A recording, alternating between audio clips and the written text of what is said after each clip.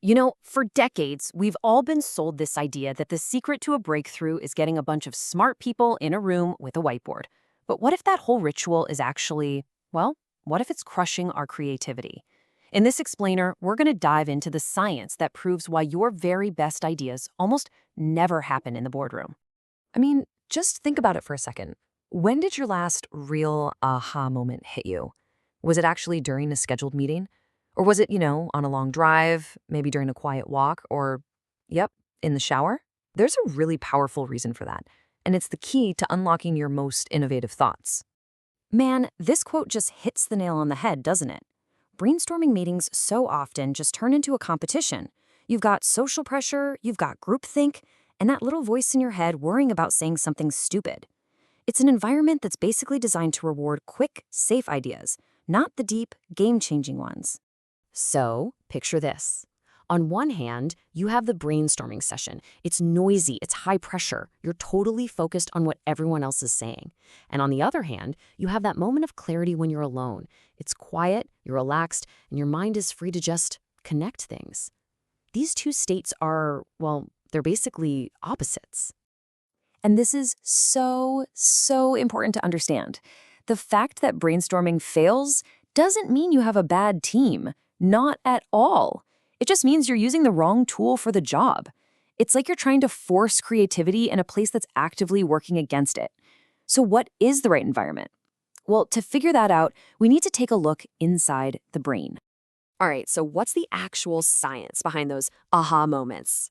It's time to meet the hero of our story, this incredibly powerful system in your brain called the default mode network. So the default mode network, or DMN for short, is the system that kicks into gear the moment you stop focusing on a specific task.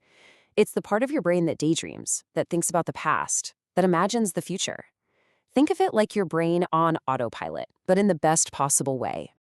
You can think of the DMN as your brain's own private sandbox. It's where you mentally time travel, right? You're pulling ideas from old memories. You're connecting them to problems you're facing right now, and you're simulating what might happen in the future. This is the neurological home of insight and creativity.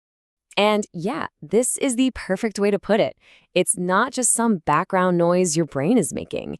It's literally the engine, humming away quietly when you're not paying attention, just churning through information and building those surprising connections that lead to a breakthrough. Okay, now this is where things get really fascinating. Your brain basically has two main ways of operating, and they kind of work against each other. You have the focused brain, which scientists call the task-positive network. That's for doing stuff, writing an email, solving a math problem. Then you have the wandering brain, our DMN, which is for connecting stuff.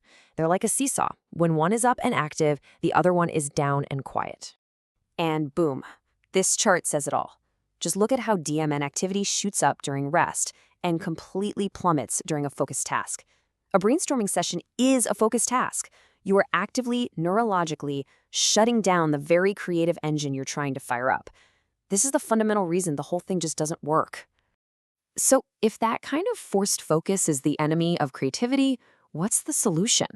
Well, this next section is all about how to intentionally flip the switch on that creative engine by embracing the power of solitude.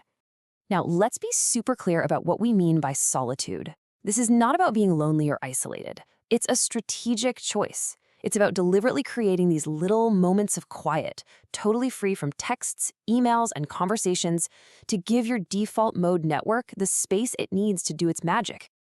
And this right here, this is the big one. For those really deep, complex problems, the kinds that lead to massive innovations, you need more than just a 5-minute break. The research is pretty clear. You need dedicated periods of real solitude to let your mind process and connect everything on a much deeper level. Okay, so understanding the science is one thing, but actually putting it into practice is what really counts. So let's walk through a simple but really powerful framework for generating better ideas by working with your brain instead of against it. It all boils down to just 4 simple steps. All you have to remember is this: absorb, disconnect, wonder, and capture. It's a cycle that lets you do the focused work first, and then, this is the key, intentionally let go so your DMN can take over. So here's how it works. First, you absorb. You define the problem, you read everything, you gather all the info. That's your focused work. Then comes the most crucial step. You disconnect. You have to step away completely. Go for a walk, do the dishes, take that shower. Let your mind wander. This is when your DMN gets to work connecting all the dots. And finally, you have to be ready to capture the idea when it strikes, because it will almost always show up when you least expect it. And that's really the fundamental mindset shift here. We have to stop trying to force ideas out of our heads through sheer will. Instead, our job is to create the right conditions, that rich soil of information, followed by the quiet space of solitude, and let the ideas emerge on their own. They're discovered, not manufactured. So the next time you're stuck on a really tough problem, don't schedule another meeting. Schedule some solitude.